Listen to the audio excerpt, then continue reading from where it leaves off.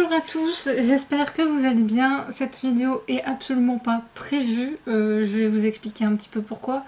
Parce qu'en fait j'avais décidé de me lancer un petit défi lecture au mois de juin en pensant à la formation, puisque si vous m'avez suivi aussi bien sur Facebook que sur YouTube, dans le cadre de ma formation je suis censée lire un bouquin. Sauf que finalement je n'ai pas eu besoin de le lire puisque j'ai eu un petit peu de temps pour le faire.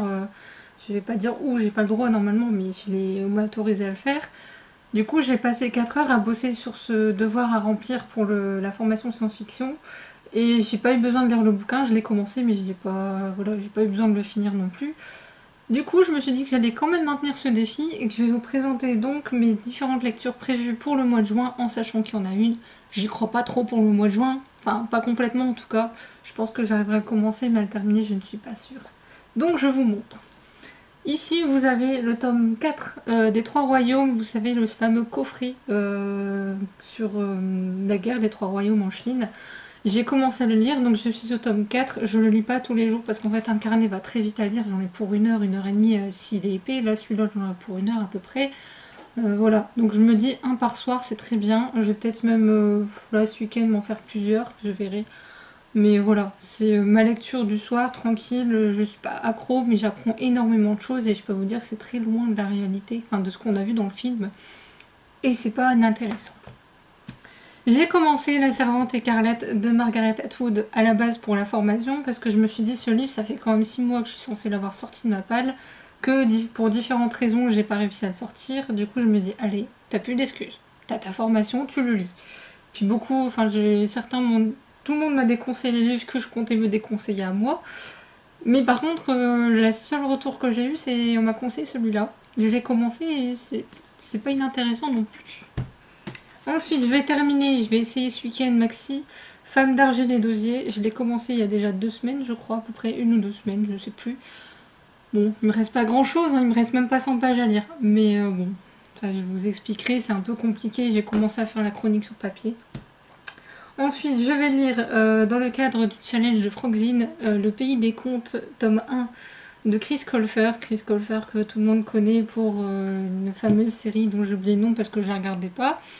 Mais moi, je veux découvrir cette saga dont j'entends tellement de bien. Alors le mien, enfin, là ça se voit pas, mais à la base il a morflé le mien en fait. Mais c'est pas grave. Donc je vais le lire dans ce cadre-là. Je pense, je vais glisser, je pense, entre Femme d'argile d'osier et La Servante écarlate.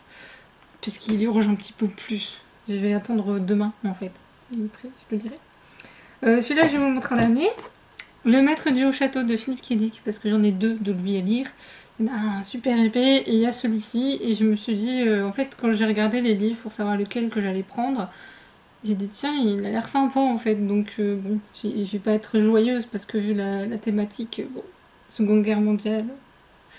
Mais bon, voilà. Il sortirait de la palle. Et j'ai quand même l'intention de le relire.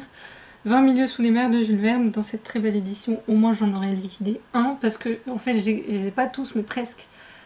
Et ils sont tous derrière. Donc je me dis il serait peut-être temps de les sortir. Et je sais que une booktubeuse que j'aime beaucoup m'a clairement dit dans cette précédente vidéo, évite-le si tu peux, parce qu'il est vraiment costaud à lire. Silo de Hugo Way. En plus il y a 3 tomes, donc moi j'ai pris que le 1 pour essayer. Ça m'avait l'air bien écrit, en tout cas quand j'avais feuilleté en librairie. À voir. Ensuite, je ne sais pas. Ça, c'est l'hypothèse. Par contre, il faut d'abord que je m'occupe de les recouvrir. Je pense peut-être me faire le Virginia Woolf, parce que, bon, désolé, mais vous avez vu comment il est court. J'ai aucune excuse. Je peux liquider sans problème. Et peut-être me faire un ou 2 tomes de One Piece dans le mois si j'y arrive, parce que bon, déjà là, ça m'en fait 1 à terminer, ça me fait 2, 3, 4, 5, 6, 7, 8, 9 si je compte les mangas, et ça m'en ferait 10. Bon, ça fait ma moyenne par mois. Ma moyenne par mois est de 10 livres par mois. C'est pas infaisable, faut juste que je m'organise, il faut juste que je sois motivée, et on verra bien ce que ça donne. Donc voilà, vous avez vu mes normalement futures lectures, c'est ce que j'ai prévu de lire sur, plus 2-3 bonus, on verra bien ce que ça donne. Je sais pas trop comment que ça va se goupiller.